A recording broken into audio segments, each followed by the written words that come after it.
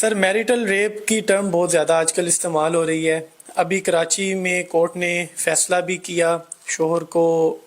سزا دی 3 سال قید کی, اور اس طرح سے آپ بتائیں میاں بیوی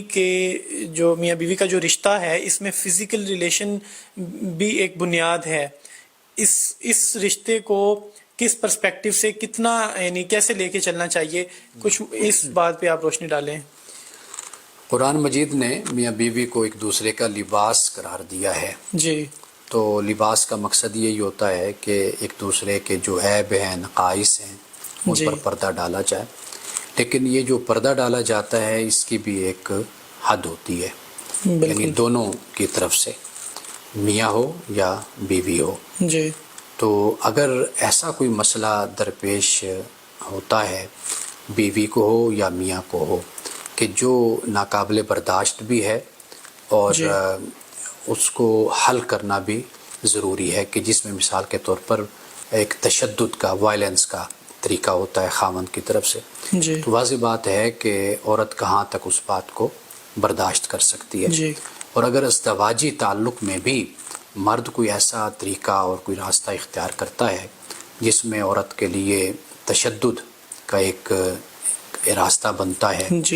وہ مثال کے طور پر غیر فطری تعلق اپنی بیوی کے ساتھ قائم کرنا جس کی شریعت نے اجازت نہیں دی ہے.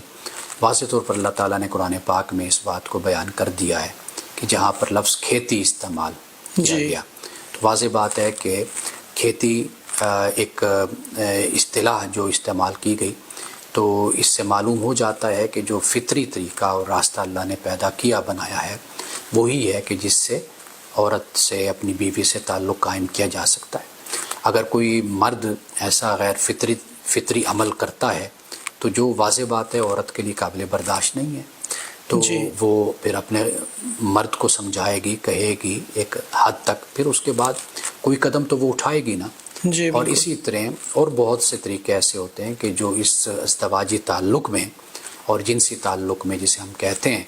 اس میں بہت سے ایسے اور طریقے ہیں کہ جس کو اگر مرد اختیار کرے تو وہ عورت کے لیے ایک تشدد ہی کی ایک صورت وہ بنتی ہے. تو واضح بات ہے کہ ریاست میں جو قانون بنتا ہے یا عدالتیں ہوتی ہیں, وہ ہمیشہ فریق کے جو حقوق ہیں اور ان کے ساتھ اگر کوئی زیادتی, کوئی ظلم ہوتا ہے تو اس کے ازالے کے لیے ہی عدالتیں ہوتی ہیں. تو ایسی اگر کوئی بھی صورت بنتی ہے, پہلی بات تو یہ ہے کہ دونوں ایک دوسرے کا لباس ہیں, باہمی محبت پیار کا تعلق ہے, تو کوشش یہ کی جائے کہ بھی مسئلے کو آپس میں مل کر حل کر لیا جائے. اگر ایسی کوئی صورت نہیں بنتی اور مرد ایک مجرمانہ ذہنیت کا ہے اور وہ کسی طرح بھی باز نہیں آتا, تو واضح بات ہے کہ پھر عورت کے لیے, بیوی کے لیے جو بھی راستے قانونی ہوں گے یا جو بھی معاشرتی راستے ہوں گے کہ وہ اپنے خاندان, اپنے ماں باپ سے بات کرے, اپنی بہن سے یا کسی سے بھی, تو جو بھی راستے اس سے ہوں گے وہ اس کو اختیار کرے گی اس مسئلے کو حل کرنے کے لیے. جی سر, ٹھیک ہو گیا.